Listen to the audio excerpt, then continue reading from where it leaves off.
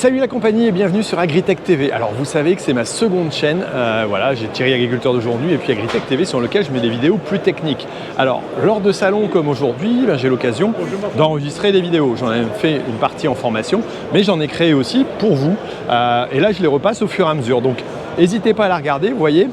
Si vous appréciez la chaîne, n'hésitez pas à vous abonner et à mettre un petit j'aime, ça me fera plaisir. Allez, puis je vous retrouve à la fin de la vidéo pour reparler de la formation machinisme. Salut les agriculteurs d'aujourd'hui, alors on se retrouve comme je vous l'avais promis sur le stand Innovagri, donc avec Nick voilà, de la société Stecomat, et on va vous présenter le Farm Droid qui est vraiment le robot fonctionnel, j'allais dire autonome et qui commence à se développer vu qu'il est en vente en réalité. Et donc on va faire le tour pour vraiment comprendre son fonctionnement. Bonjour Nick. Bonjour Thierry, bonjour à tous. Donc c'est vrai que tu voulais peut-être continuer la présentation? Je peux, et dans ce cas tu vas me reprendre parce que j'ai essayé de comprendre. Donc c'est un robot qui est homologué en France, qui est utilisable donc chez les agriculteurs. Il y en a 160 en Europe, c'est ça? C'est ça, tout à fait. Ouais. Il y en a une dizaine en France? Exactement, à l'heure d'aujourd'hui, ouais, depuis le début de l'année. Donc c'est un robot qui est destiné à semer en ligne et aussi à biner les cultures qu'il a mis en place et semées. Exactement. C'est bien ça. C'est ça. Il est basé sur le RTK. Voilà. Donc il n'y a pas de caméra. C'est vraiment le guidage RTK, donc c'est les points qui ont été guidés. Donc l'agriculteur doit poser une antenne sur son exploitation pour le corriger, c'est ça? C'est ça, exactement. Donc en fait, nous, pour introduire la société Stecomat, on est importateur depuis 2003 en France, spécialisé dans tout ce qui est désherbage mécanique de précision et outils de travail du sol spécifiques. Et donc voilà, le Farm Droid rentrait parfaitement dans notre gamme en fait, et l'idée en fait c'était de pouvoir amener des solutions nouvelles aux agriculteurs et notamment les problématiques de main d'œuvre. Oui. Dans les cultures un peu plus spécifiques, demandeuses. On ne voit pas forcément trop en betterave conventionnelle, mais pour du maraîchage ou même pour des betteraves bio, cet outil-là peut être carrément adapté, quoi. Parce qu'en discutant avec certains de ces producteurs, certains voulaient même arrêter la production de betteraves par manque de solutions de main d'œuvre. Et donc là, pour eux, c'était une magnifique solution qui arrivait au bon moment. Donc c'est vrai qu'aujourd'hui, le Farm Droid, ce n'est pas un prototype, c'est vraiment un robot qui est utilisable, fonctionnel. Aujourd'hui, comme tu l'as introduit, on a plus de 160 robots qui fonctionnent en Europe. Donc nous on s'en occupe depuis le début de l'année en France et bon c'est vrai que c'est vraiment très innovant et c'est très intéressant pour les agriculteurs. Donc l'idée c'est quoi? Au niveau technique alors? Au niveau technique, pour répondre à ta question, c'est vrai qu'on va, nous ou notre revendeur local, poser une base sur la ferme avec la carte SIM qui va permettre de finir le signal GPS, GSM pour la... Parce qu'il faut que ce soit corrigé comme un RTK, j'allais dire classique. L'idée c'est d'avoir 1 cm ou 2 cm de précision, c'est ça? On a 1 cm de précision, donc c'est vraiment du RTK de haute précision. C'est notre propre système et notre propre signal qui va être envoyé uniquement pour le robot. Et pour un signal va pouvoir émettre à une flotte, mettons, de 10, 15, 20, jusqu'à 20 robots par le même signal posé sur la ferme. Et donc ensuite... À une distance de... On a un rayonnement autour de 10 km. Après ça dépend du vallonnement j'imagine et des contraintes géographiques. On a même été confronté avec des bases militaires, etc. Ça n'a pas du tout été un problème. Et là-dessus c'est vraiment éprouvé. C'est vraiment au point. Ouais, okay. Au point. Et en fait voilà, l'idée c'est quoi? C'est de pouvoir, comme tu disais Thierry, arriver à l'utiliser comme un GPS classique. On va détourer une parcelle, les différentes parcelles de la ferme et ensuite dire par exemple un poteau électrique est là, il y a un champ avec un lac ou une forêt là, donc tout ça le robot le connaîtra et on va pouvoir ensuite commencer à travailler avec. On va prendre une ligne de référence. On va on prépare le sol comme on prépare pour un semoir classique, pour un semis classique. Et là, tu vas prendre ta première ligne de référence une fois que tu as bien tracé l'ensemble de la parcelle. Donc, il reconnaît la parcelle comme quand on fait un tour de champ avec un GPS RTK. Et après, il lui faut une base. Et à partir de là, tu lui indiques la suite, quoi. Exactement. Donc, en fait, on va pouvoir lui paramétrer un semis 6 rangs à 45, 6 rangs à 50. Donc, le Farm Droid est capable de s'occuper donc du semis de précision et du désherbage intégral mécanique. À l'heure d'aujourd'hui, on peut faire des betteraves sucrières, des oignons, des chicorées, des épinards. Il y a toute une palette, des carottes. Voilà. On peut faire des semis en ligne, par poquet ou graine par graine. Et comme tu disais tout à l'heure, chaque graine va être géolocalisée par sa position GPS. Et la grosse différence et le gros point fort surtout, c'est que le robot, une fois qu'il a fini son semis, en une petite demi-journée, le transforme en robot de désherbage intégral et on va pouvoir commencer à biner avant la levée des betteraves. Ok. Est-ce qu'on peut regarder un petit peu le contour? Alors moi, si je fais le tour de l'outil, je vois j'ai une ligne de sécurité, c'est ça? Voilà. Donc déjà, les panneaux, hein, ils vont être l'outil va travailler à plat, bien entendu. Hein. Donc après, pour montrer, on a 4 panneaux solaires là qui vont emmagasiner l'énergie toute la journée. Donc ensuite, on a un banc de batterie ici qui va stocker l'énergie parce que les panneaux produisent jusqu'à 3 fois plus d'énergie qu'ils n'en consomment. Donc on va pouvoir travailler toute la nuit aussi. Donc chaque robot peut s'occuper par saison environ de 20 hectares. Donc on va pouvoir comme ça l'utiliser au printemps et éventuellement à l'automne. On estime un semis d'environ 5 hectares par jour si les conditions s'y prêtent. Donc quelque part, voilà, en une petite semaine, on a semé notre surface. Donc ce qui est correct. C'est sûr qu'on ne va pas semer 10 hectares en une journée. Non. On est d'accord. C'est vrai que l'idée, c'est d'avoir un robot qui pèse à peu près 800 kg. Ouais, donc hyper léger par rapport à... Oui, c'est léger par rapport aux conditions un peu humides qu'on pourrait rencontrer parfois. On va pouvoir quand même rentrer plus tôt dans les parcelles parce qu'il ne tasse pas le sol et il permettra de travailler même si c'est encore un petit peu plus frais par rapport à un outillage plus classique. Alors si on regarde les éléments, moi je vois qu'on a plusieurs éléments, on peut en mettre 8 au maximum, c'est ça? Sur 3 mètres de large. Exactement. On peut avoir par exemple le premier robot par rapport au prix aussi, et s'il y a des surfaces un petit peu plus petites, on peut avoir des Farm Droid qui sont configurés pour faire des 4 rangs, en 4 rangs, donc de semis et de désherbage intégral, 6 rangs et 8 rangs, tout à fait. Okay. Donc on peut commencer à travailler à partir de 22,5 cm. Ouais, donc c'est quand même très serré. Voilà, 22,5, après 36, 40, 45, 50, 75, voilà. Et tout ça, on va pouvoir le gérer aussi à distance sur un smartphone ou sur un ordinateur. D'accord. Voilà, on va savoir. On a une alerte si jamais il y a un problème, peut-être, il s'arrête. Il s'arrête, il va informer l'opérateur du problème éventuel qu'il peut y avoir. Et ensuite, voilà, on va programmer les quantités de graines hectares que l'on veut semer ou les distances entre chaque graine. Et ensuite, c'est relativement simple en fait, parce que chaque trémie va pouvoir recevoir une dose de betterave par exemple, pour prendre l'exemple de la betterave. Ensuite, le robot va savoir lui-même à quel moment ouvrir la petite trappe pour... Ouais, alors dedans, tu as un système qui va transmettre la graine et qui va l'envoyer dans le petit tube qui est en dessous. Exactement. Et la trappe s'ouvre pile au bon moment, donc j'imagine tous en même temps. Voilà. Hop, et pose la graine, étant donné qu'il n'y a pas de vitesse, enfin on est à 1 km/h maxi, forcément elle ne va pas forcément rouler parce que parfois les semoirs, on dit il ne faut pas rouler trop vite sinon on n'a pas de régularité. Là forcément on a de la régularité vu qu'on ouvre au bon moment et donc la graine va tomber pile poil, j'allais dire au bon endroit. Au bon endroit qui aura été géolocalisé à ce moment précis là. Parce que la graine n'aura plus que 2 cm de chute. Oui. Et surtout, entre la distance ici du disque et de la chambre de préparation, la graine va tomber, mais être mise en attente. avant que ça s'ouvre pour la prochaine graine. Voilà.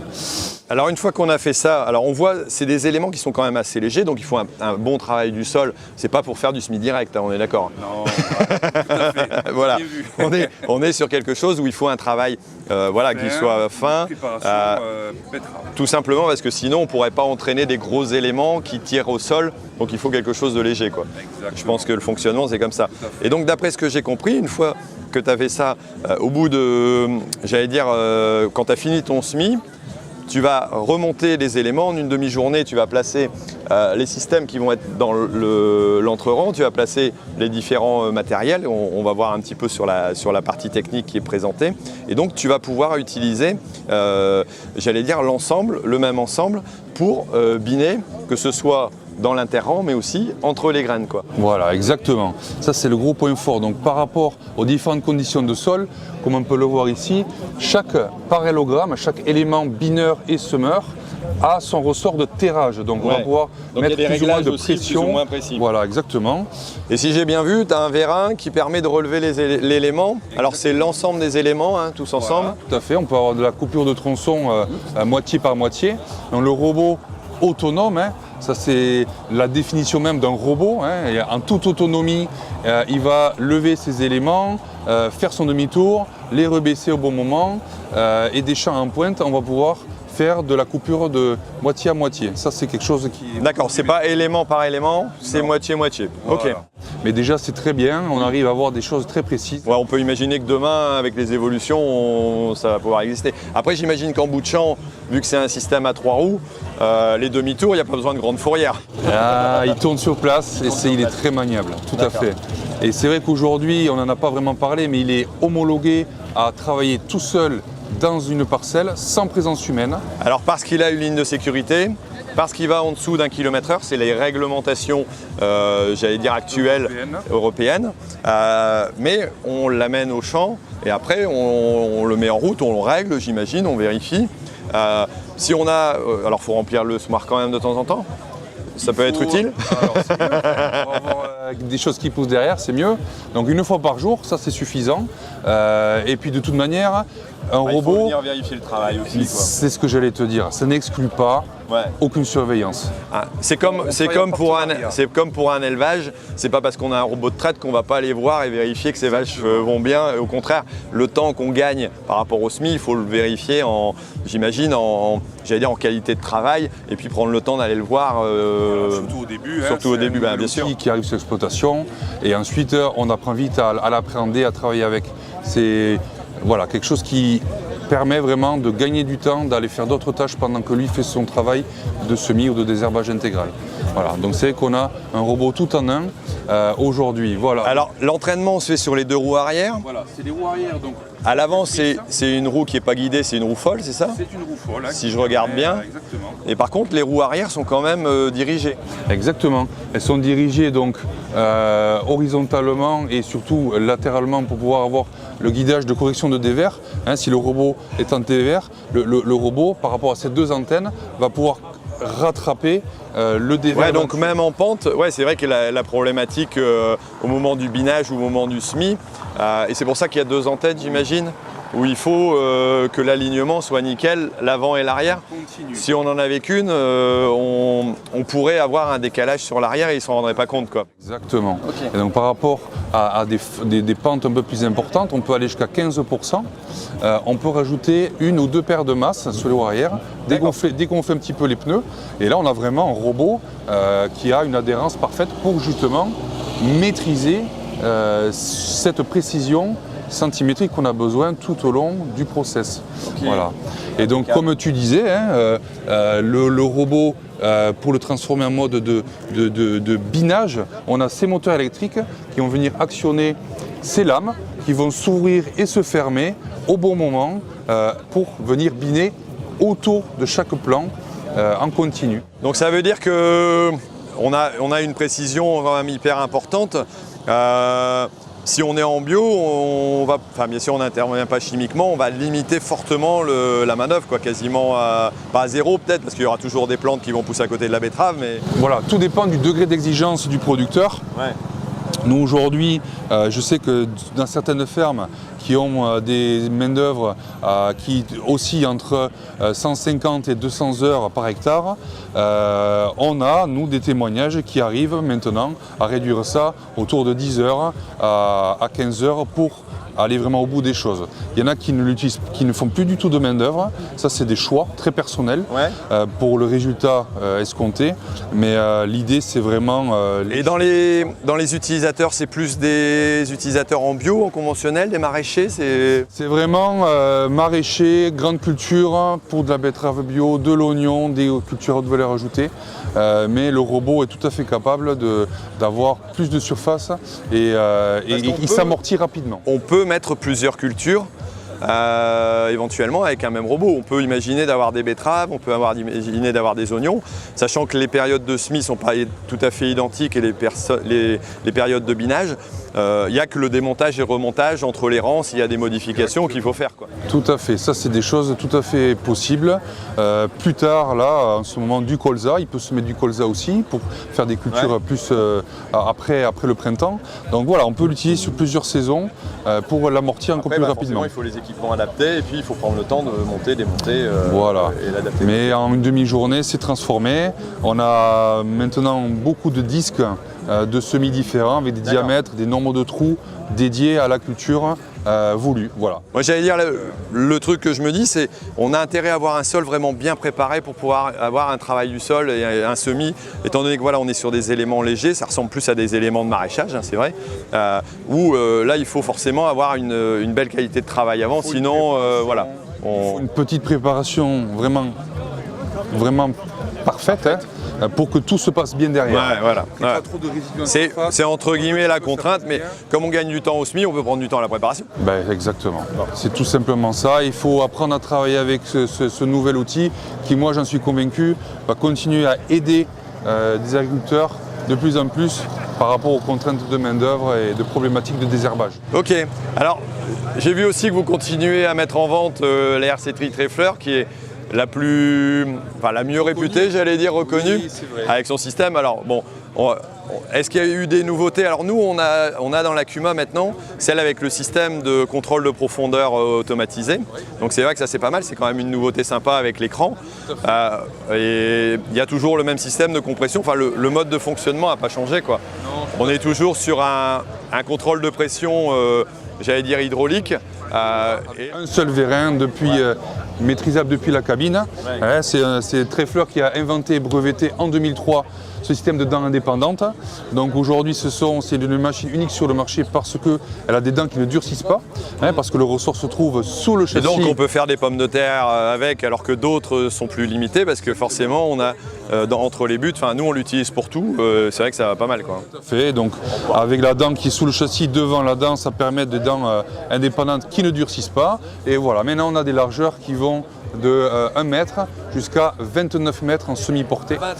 Et on a la nouveauté maintenant, une 18 mètres 23 points, en portée 3 points, en 18 mètres, ça existe, voilà, avec différentes roues. Comme tu l'as dit, le brevet Trifleur, c'est le réglage automatisé de la pression. Hein, donc comment ça marche?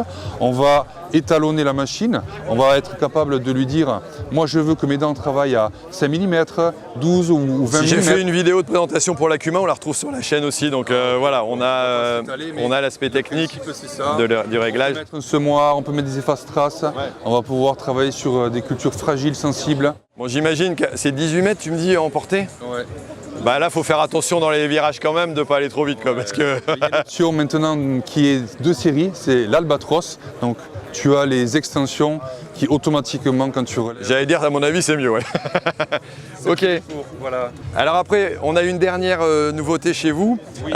C'est un système de scalper pour déchômage, c'est ça? Alors c'est vraiment un scalper de précision, hein, aujourd'hui qui existe en 3 points portés jusqu'à 5,60 m qu'on a ici devant nous. Ouais, là c'est le grand modèle déjà. Grand modèle, donc scalper de précision qui permet vraiment de travailler sur des profondeurs très précises à partir de 2 cm. Donc on a des roues, on a beaucoup de roues à l'avant. On a des roues bogies qui permettent de diviser par 2 le relief du sol, d'avoir un suivi parfait pour pouvoir scalper.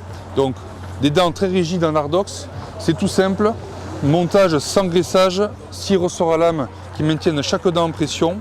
pour avoir vraiment un travail très à plat pour avoir... Et on voit, vous avez des lames crénelées, voilà. C'est points de carbure, non? Exactement, c'est des petites pastilles de carbure qui sont mises en quinconce pour travailler dans des sols très durs, pierreux, et pour pouvoir rentrer... C'est l'outil qu'on va pouvoir utiliser même par temps sec, ce qu'on a parfois comme condition, pour vraiment scalper, aller à une profondeur. Alors j'imagine que pour déchaumer en bio, entre autres, sur des laitrons, du chardon peut-être, on peut déterminer vraiment les profondeurs de travail et l'adapter. C'est du désherbage mécanique sans culture. Donc on va pouvoir maîtriser l'enherbement, épuiser le stock de mauvaises graines et surtout, avec, on le voit, le climat, les changements qu'il peut y avoir, on ne va pas assécher le sol parce qu'on reste en surface. Donc...